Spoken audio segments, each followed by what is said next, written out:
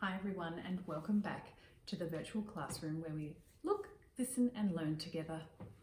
Now we are in the worrying season at the moment, and that's a time when there's lots of rainfall, low temperatures, it's cold, and there are wombats coming out to forage on the grasses, the green grasses that are around, and the lyrebirds are coming to do some mating and a display of their beautiful feathers.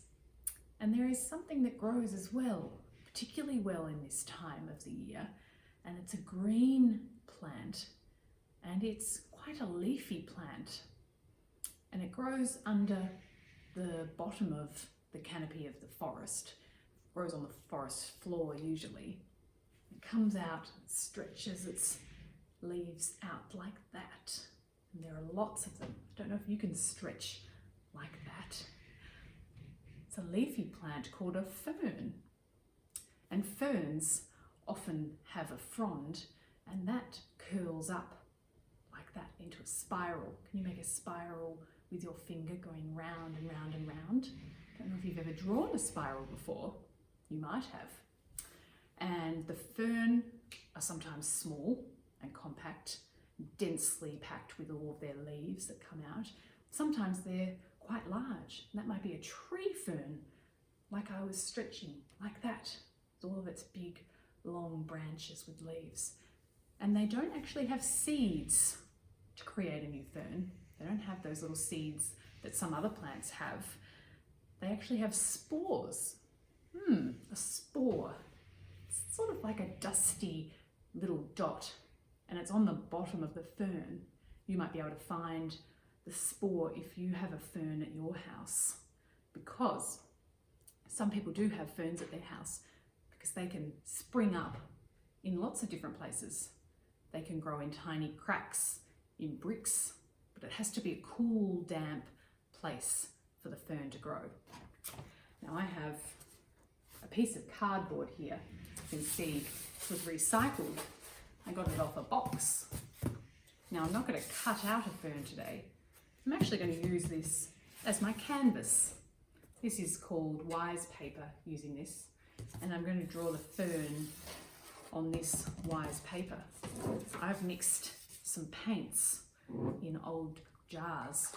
You can hear the paint in there sloshing around. I'm going to draw or paint. I'm going to paint the fern, but I might draw the outline first so that I know the type of shape that I want my fern to be. Now ferns have been around for a very, very long time, and this fern is actually going to be the spiral fern that comes around there. So you can see that's the outline of my fern, the spiral going around. Can you see that? And then might even have one that is open up the top there. So ferns have been around for a very long time, and they're actually quite an ancient plant. That means they've been around since the dinosaurs as well. And they have a root stock that creeps underneath the ground, and they have descending roots, which means the descending roots go down, and they have leaves that ascend, and ascend means to go up as well. And they're quite uniform in their diameter, which means they're sort of the same shape. All the leaves are the same length. You can see I'm painting now, painting using this green, this beautiful green colour.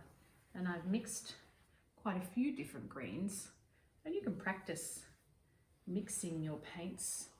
I added some blue and yellow to make green, and then some white to make it a little bit lighter, and that goes in there. This is the frond. This is like the spiral frond of the branch, and it's actually a Latin word.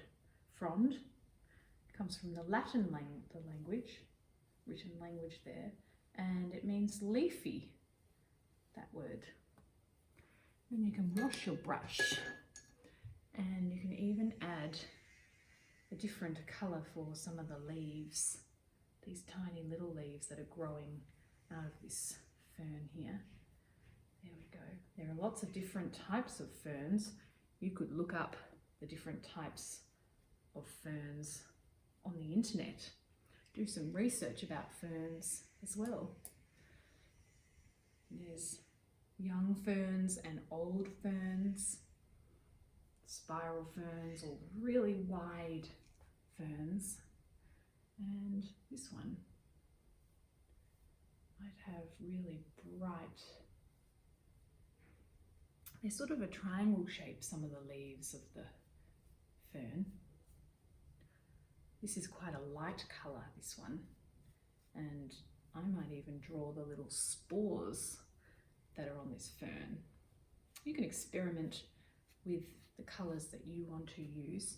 You can even layer them as well. You could have some different colours in and amongst the fern. You can play around with the colours that you might like to use for your fern. There we go. Painting that fern there. This one's going to be lots of different beautiful green colours.